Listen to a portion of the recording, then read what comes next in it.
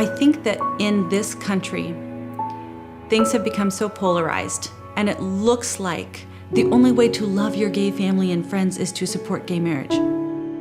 If marriage law is simply about adult emotions, then, in my opinion, from my experience, there is no reason to bar same-sex couples from the institution of marriage, because I know personally that they have the same capacity to love and commit, because my mom and her partner have been that couple, committed to one another through the highs and lows for almost 30 years. However, government's interest is not simply about adult feelings. Government's interest is in children, and that redefining marriage will redefine parenthood.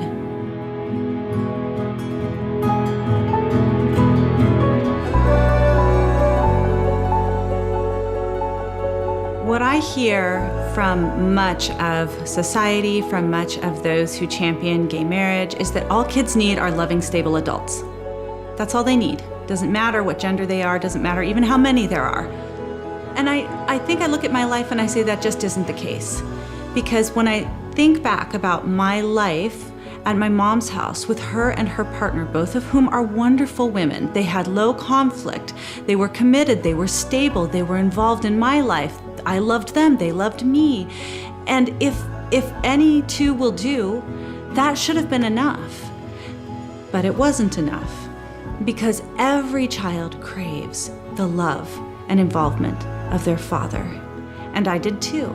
That there were times where I just wanted to be with him, and he could say something that my mom and her partner would say to me, but it impacts you, it sits differently with you when it's your father, because you're made for it.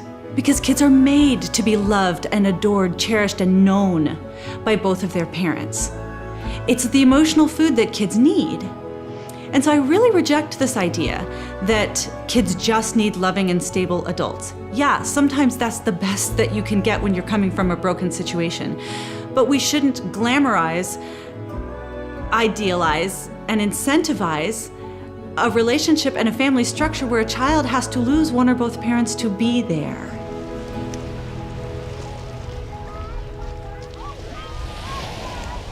I feel so much rage when I listen to people debating about gay marriage and talking about same-sex parenting with no sense of how complex and profound this is for the kids. I mean, it's our lives. I myself am bisexual. That is what I am. I find both men and women attractive, regardless of the fact that I did marry a woman and I am in a faithful relationship with her. Even being bisexual and even being part of the community, gay marriage is wrong. Not for, in my mind, because of religious reasons, but because that's not where kids come from. I don't want the right to put other children in that situation. We had the best case scenario growing up because it was a low conflict relationship between my mother and her partner. I didn't live through the divorce. It was very much exactly the way it would have been if my mother had gone to a sperm bank, but I still wanted to see my dad, even though he was never there. The idea is so powerful in your head that there's a father and a mother out there. I mean, how can you erase that? You can keep the child in a bubble, move into a lesbian neighborhood, have them only talk to people who approve of lesbian families. You can erase every single book ever written in the history of mankind that included references to a father and a mother, and the kid will still reach the age of 12 or 13 and know that something's wrong. That's what I say. I think as a child who was raised by my mother and her partners, I say it's not a good idea. I honestly, for the life of me, do not understand how we got to this state of denial that adult children and gays have to come forward and risk, their jobs, their families, and everything to tell people what they know. Going out there is really scary. You get attacked. Your family gets bullied, harassed, and attacked. The place that you work gets email after email for you to be fired. People you work with get emails with really harsh, ugly accusations. So I think that's why a lot of people haven't come forward. Children don't have a voice, and they look to their parents to be their voice. And you feel like that you have to go along with what's going on, even if that's privately and quietly. You don't have an advocate for you when you're in these type of situations, environments in the home. One summer day, my mother was at work, and my father came in the front door and asked me to come out and sit with him. And we sat out there, and he just looked at me and said, "I just wanted you to know that there are times when I struggle, but that I want to become a woman." And in my mind, I'm thinking, I've already got a mom. I need a dad. I want a dad. And how do you think that this could happen? Feeling like you're being abandoned, and he's not wanting to step up to the plate. And the fact of being your father, it's a time, a scene in your mind that you don't forget. You don't forget, and you can talk about it, and sometimes it's not as emotional, and then there's other days where you just sit there and you cry, because sometimes you still feel like you're that 9-year-old girl that's just wanting her daddy.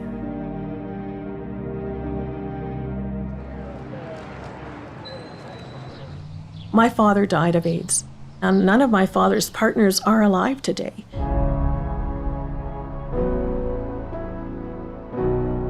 My father had about 500 sexual partners in his lifetime. We saw a lot, we heard a lot, and some of the men, including my father, would dress up as women on Halloween and march up and down Yonge Street. This is before Pride Parade, the Gay Pride Parade, became official in Cosmopolitan Toronto. And so my father participated in the gay community to the fullest extent that he could. I couldn't comprehend until my late 20s, early 30s. I couldn't verbalize all of my thoughts and my feelings about this because it's so complicated. We love our parents, we love the people in our lives, and we often care about and love our parents' various sexual partners. However, we will take a very long time to process what we've grown up in, and it will take us decades often before we can fully disclose the truth.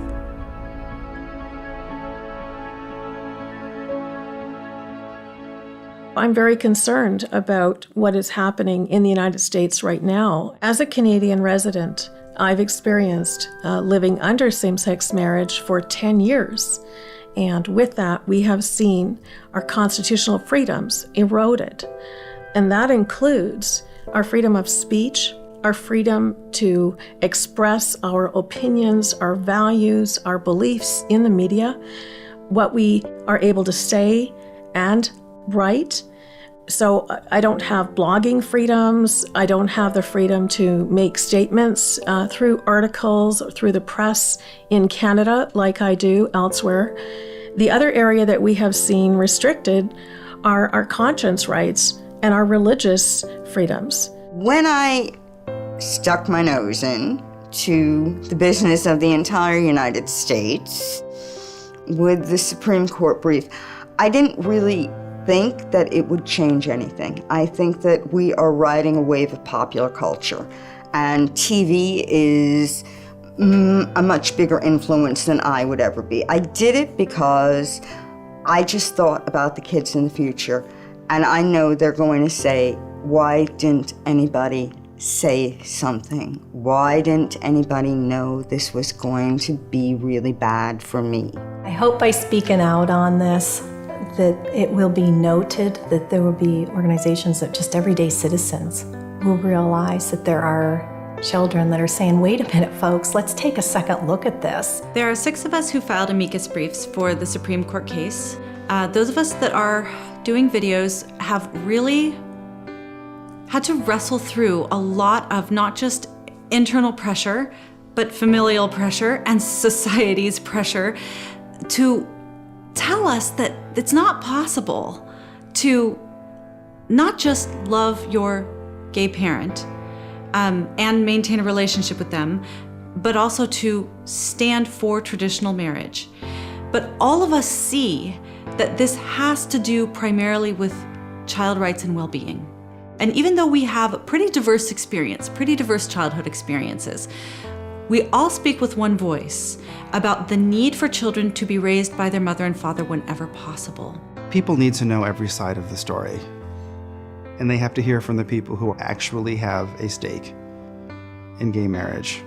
And I don't even think gay couples have a stake in gay marriage the way that children of gay couples do.